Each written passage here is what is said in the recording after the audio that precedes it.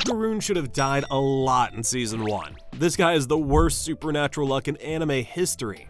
And in this video, we're breaking down every moment he was inches from death, starting with his first close call that should have ended everything. Episode 1, the Turbo Granny Tunnel. Okarun's first near-death moment happened minutes after meeting Momo. After she saves him from bullies, they argue about UFOs versus ghosts, and make a bet. Momo searches for aliens, Okarun searches for ghosts. Okarun heads to the tunnel alone at night, because that's smart. Turbo Granny shows up and literally devours him whole. Not metaphorically, she chases him down and consumes him completely. The Reddit forums went wild. Okarun really got devoured by a geriatric ghost in episode 1. This should have been game over.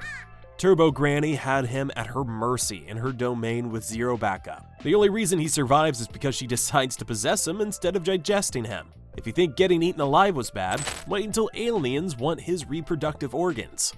Episode 2, the Alien Surgery. While Okarun's getting possessed, Momo's surrounded by Serpo aliens who want to regain their reproductive abilities. When possessed Okarun arrives to help, the aliens shift focus to him. They want his banana. And we all know what that means. The aliens have extraction technology designed for biological harvesting. They're preparing for surgical removal without anesthesia. One cut and Okarun loses everything. But he's fighting while possessed by a speed demon. His human body is being pushed beyond his limits by Turbo Granny's power, while being targeted for organ harvesting. Momo remembers her grandmother's advice and breaks free, then exorcises Turbo Granny from him. Without her perfect timing, Okarun would have been alien research material. The memes were hilarious. First he lost his dong, then he lost his balls. But Turbo Granny tells them if they want his parts back, they need to return to the tunnel. Episode 3, the Flatwoods Monster. They head to Momo's house to regroup, but Okarun starts burning from protective talismans. When the doorbell rings, it's the Flatwoods Monster. This thing is massive and treats Okarun like a stress ball. He gets slammed into walls with bone-shattering force. Each impact should turn his ribcage to powder. Momo's plan requires her to take a beating while placing a talisman on the gate. Okarun tries to transform, but his body can't handle Turbo Granny's speed. Steam comes off of him as his body breaks down in real time. The transformation is killing him from the inside. One more second and his body would collapse completely. Momo endures the attack long enough to execute her plan perfectly. After the battle, Turbo Granny takes complete control of his body. Episode 4, Granny's Intervention. Momo's grandmother finds Okarun, fully possessed, about to devour Momo. Granny defeats him, but here's the terrifying part. Okarun has no memory of almost eating his friend. Granny explains Turbo Granny fused with a bound spirit, making her incredibly dangerous. Then she suggests challenging Turbo Granny to tag, to lure her out of her territory. Okarun agrees to face the entity that ate him, possessed him, and nearly made him kill his friend, with limited backup. His determination to help Momo overrides survival instincts. Terrible idea. Episode 5, the Tag Game from Hell. They gear up and head to the tunnel for a simple game of tag. Instead, two giant Turbo Grannies ambush them. They're trapped in a supernatural loop with no escape. Momo challenges Granny but gets caught immediately. Okarun eats Granny's eye in desperation, forcing her back into his body. Now he's possessed again and facing multiple threats. A giant crab appears with claws that could slice steel. One squeeze and he's crab food. They escape to an onsen where Momo plans to boil it, but the transformation is pushing his body past breaking point. Then zombies appear. Okarun goes full throttle but now faces zombies behind him. Turbo Granny catches up and his powers killing him from overuse. His body should have collapsed from exhaustion.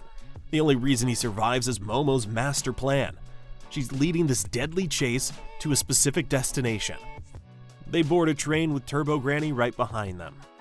Episode 6, the Final Confrontation. Momo planned the entire chase to lure Turbo Granny to Kamigo's Edge where her grandmother waits. Momo overpowers Granny and sees her tragic backstory, spirits of dead schoolgirls. Okarun's been using transformation powers throughout this multi-episode chase.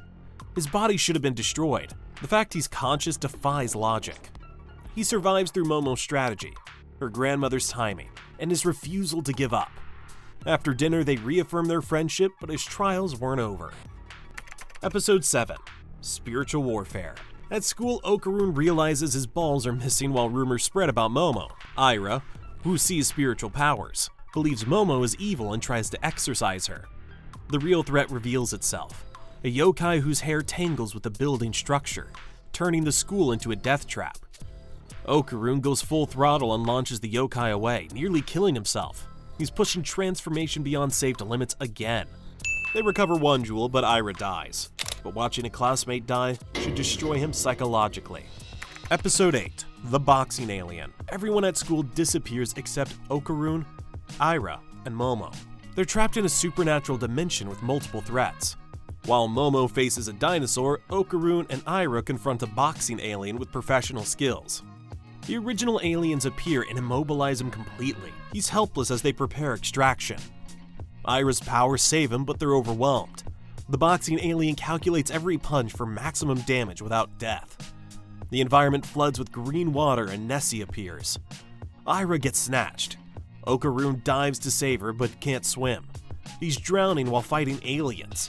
Momo propels him like a fish with psychic powers. Without her split-second technique, he'd have drowned saving someone else. The memes were legendary. Episode 9, The Aftermath. They wake up naked at school, in the nurse's office. They almost kiss until interrupted. Later they find the injured boxing alien and learn he's supporting his son. The psychological impact hits hard. He's been fighting desperate parents, not monsters. This should cause complete mental breakdown.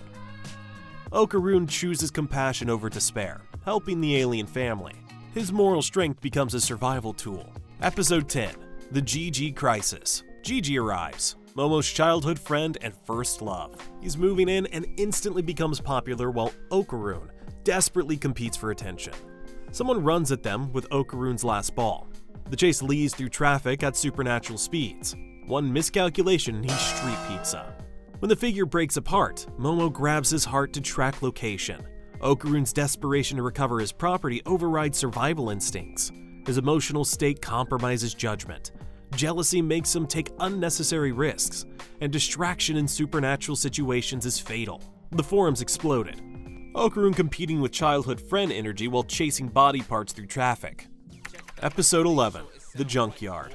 The chase leads to Taro, who makes an emotional speech about love for Hana. At dinner, Okarun watches Gigi and Momo's chemistry, while competing for attention.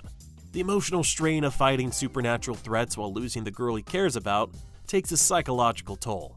Witnessing Taro's dedication keeps him from breakdown.